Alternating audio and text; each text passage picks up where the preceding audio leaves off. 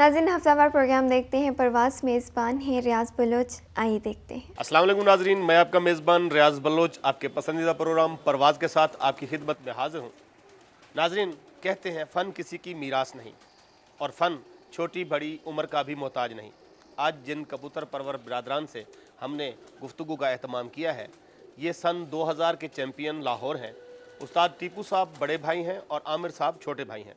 दोनों भाइयों का उड़ान मुकाबलों में कोई सानी नहीं।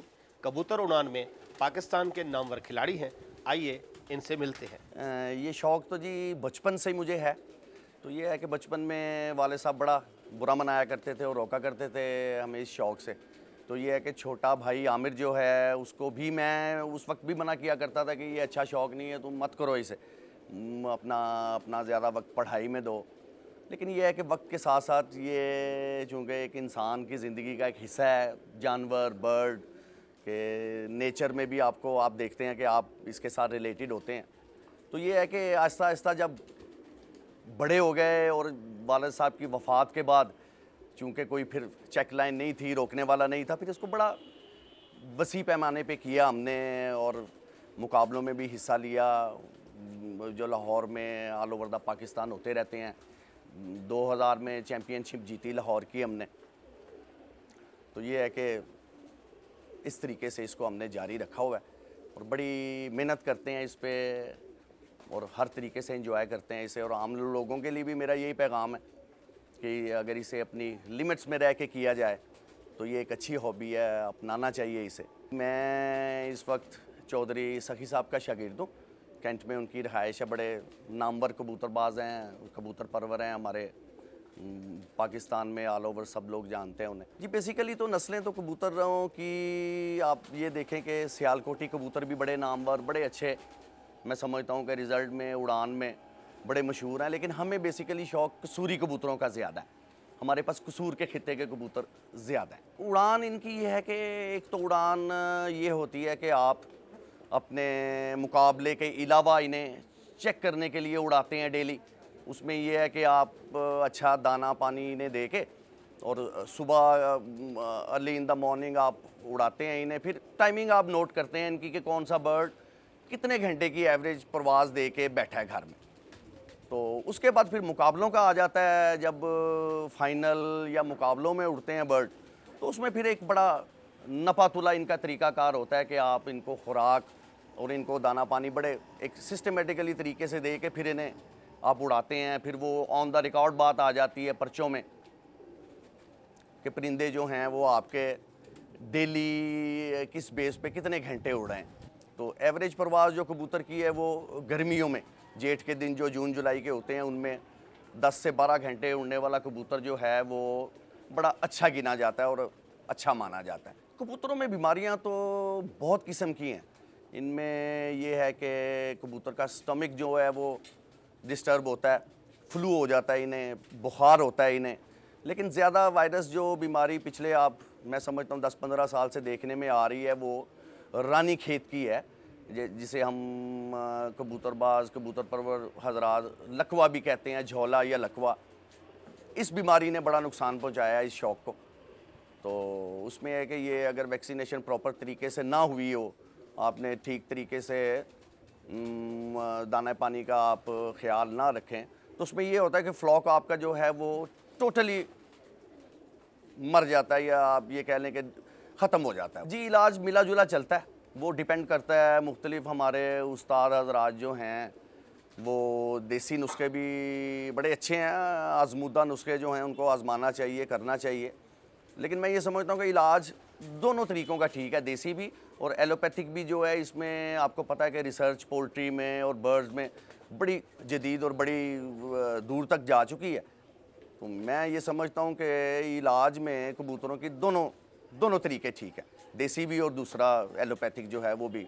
इसमें इलाज तो इसका ये है कि चेचक आमतौर पे इसे हमारी लैंग्वेज में कबूतर परवर हज़रात जो हैं इसे जहरबात कहते हैं। तो इसमें यह है कि वो मेरे ख़्याल में ये मच्छरों के दिनों में, जिन दिनों में मच्छर होते हैं ना, अगर आप अपने केजेस को सही तरह से कवर ना करें तो आमतौर पे चिक्स जो हैं उनमें ये डेवलप होती है। और इलाज इसका ये है कि प्रिवेंशन है इसकी कि आप हफ्ज़े मातकद्दम के तौर पे पहले अपने केजेस को कवर करके रखें और कोशिश करें कि मच्छर ना काटें इन्हें। तो ये है कि इलाज इसका नहीं है मेरे ख़्याल में। आप ऊपर टिंचर आयोडीन लगा सकते हैं या उनको उस वो जो दाने होते हैं उन्हें छील के कोई एंटीसेप्टिक मेडिसिन लगा दें।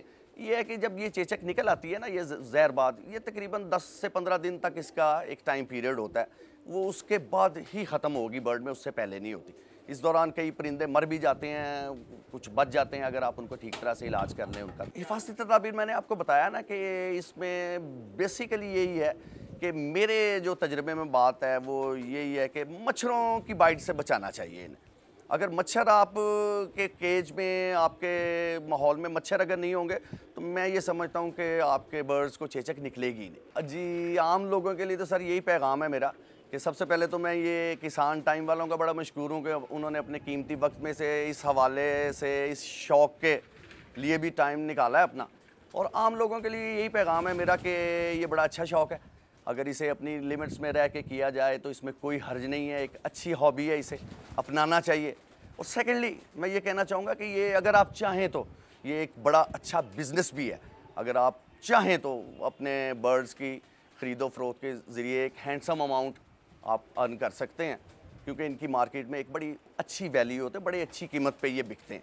ये डिपेंड करता है अगर आप करना चाहें तो। आप ये देखें कि मिडिल ईस्ट में मस्कत, कुवैत, कतर, सऊदीया तक बहुत जो हमारे अरबी भाई हैं उनमें ये पिछले 15 साल से बहुत ज़्यादा डेवलप हुआ है ये शौक़।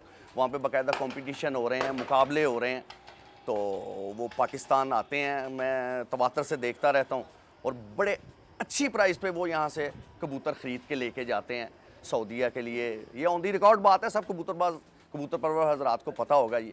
मेरा नाम आमिर सईद है, मैं टीपू भाई का छोटा भाई हूँ। मैं भी चौधरी सखी साहब का शागिर्द हूँ। हमारे पास तकरीबन 1200 के करीब कबूतर हैं। इन्हें हम बड़ी मुश्किल से मेंटेन करते हैं क्योंकि इनमें काफ़ी बीमारियाँ हैं। ख़ास तौर पे हम लोग वो अपने कबूतरों की सफाई का बहुत ख़ास ख्याल रखते हैं। और कबूतरों को हम नस्ल के वाइज से हमारे पास कसूरी ज़्यादा कबूतर हैं, जिसमें डब वाले कबूतर हैं जिनको हम अक्सर घंटी वाले कहते हैं। घंटी वाले ज़्यादा अच्छे कबूतर हैं और टाइगर कबूतर हैं, वो भी कसूरी कबूतर हैं। इन्हें हमने अपना नाम दिया, बेसिकली ये कसूर के कबूतर हैं। और इनके अलावा हम कबूतरों का पर और पाँव वगैरह की निशानी रखते हैं। मेन कबूतरों की रंगत की वजह से हम इनको पहचानते हैं। इनके पर बराबर होने चाहिए और बारीक होने चाहिए कबूतरों के पर। ये कबूतर हमारे घंटी वाले हैं, बेसिकली ये डब वाले कबूतर कहलाते हैं ये वाले। इनकी आँख, पंजे, पर, ये कबूतरों का ज़्यादातर रंगत होती है कबूतर की। मुझे इन कबूतरों में बहुत एतबार है। ये कबूतर हमारे पास पिछले तकरीबन 10 साल से भी ज़्यादा अरसे से हैं, और हमारी हर जो उनसे मुकाबले होते हैं, कबूतरबाजी के टूर्नामेंट होते हैं, उनमें ये काम देते हैं ये कबूतर। इसके अलावा हमारे पास सियालकोटी कबूतर भी हैं, उसमें सफ़ेद कबूतरी उड़ी थी जिस वक्त मैंने लाहौर का कप विन किया, वो भी छः के बाद ही बैठी थी कबूतरी। इसके अलावा 2 और कबूतर भी थे, कसूरिये भी थे, बाकी कबूतर 6 उड़े थे। हर कबूतर अच्छे होते हैं, कोई कबूतर डिग्रेड नहीं करना चाहिए उन्हें। सियालकोटी कबूतर भी बहुत अच्छे हैं, कसूरिये कबूतर भी बहुत अच्छे हैं। मेरे पास तकरीबन काफ़ी नस्लों के कबूतर हैं, सियालकोटी भी हैं, कसूरिये भी हैं, बांके भी हैं जो मुझे चौधरी साहब ने दिए हैं, और टैडी कबूतर भी दिए हैं चौधरी साहब ने। कमगर है हमारे पास, डब वाले हैं, पुराने कबूतर जो उनसे कबूतर थे सादला वाले, उनमें से कबूतर हैं हमारे पास। मिस्से कबूतर हैं जो चौधरी सखी साहब ने मुझे दिए हैं। हमारे पास काफ़ी अच्छी नस्लों के कबूतर हैं।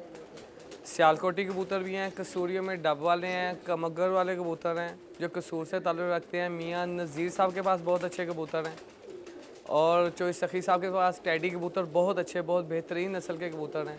हर बंदे के कबूतरों को आपस में क्रॉस भी करा लेना चाहिए लंबी परवाज़ के लिए। कबूतर का एक स्ट्रक्चर बनाने के लिए कबूतरों को अगर आपस में क्रॉस करा लें तो कोई उसमें मुज़ायका नहीं है। सियालकोटी कबूतर कमगरों के साथ डाले जाएँ अच्छे हैं, डब वाले टैडियों के साथ डाले जाएँ तो बहुत अच्छी परवाज़ होती है। कबूतर गहरा जाके उड़ता है और लंबी परवाज़ देता है इससे। इसके अलावा कबूतरों में ज़्यादातर कबूतरों को हमें पर को ज़्यादा लंबा नहीं देना जाना चाहिए।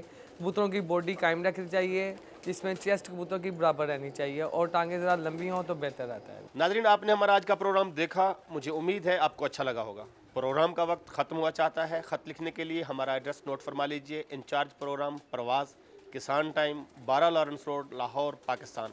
फ़ोन नंबर्स हैं 6309795 और 6309796। इंशाल्लाह अगले हफ्ते इसी रोज़, इसी वक्त, इसी चैनल पर किसी नए मेहमान के साथ आपसे फिर मुलाकात होगी। तब तक के लिए अपने मेज़बान रियाज बलोच को इजाज़त दीजिए। अल्लाह हाफ़िज़। रेगुलर